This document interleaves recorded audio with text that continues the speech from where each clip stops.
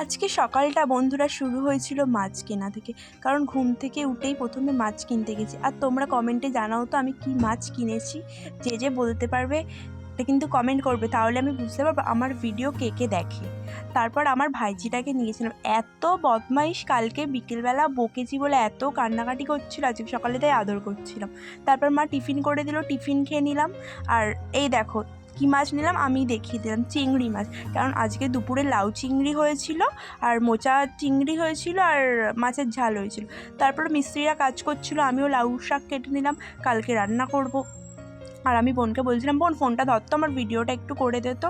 তাই ও কেটে দিচ্ছিল। আমার মুখটা দেখে কেমন একটা মনে হচ্ছিল, কারণ আমার সবজি কাটতে একদম ইচ্ছা করে না। তারপর একটু কামরাঙা খেয়ে নিলাম। আর তারপর মিস্ত্রিদের কাজ দেখতে গিয়েছিলাম, দেখছিলাম মিস্ত্রিরা কতটা কাজ করেছে। আজকে ওরা মোট 5টা ঢালাই করেছে, কালকে আরও 4টে করলে হয়ে যাবে, মোট 9টা কলম উঠছে। তারপর আমাদের পাশের বাড়ি সরস্বতী পুজো হচ্ছিলো, ওখানে গেলাম।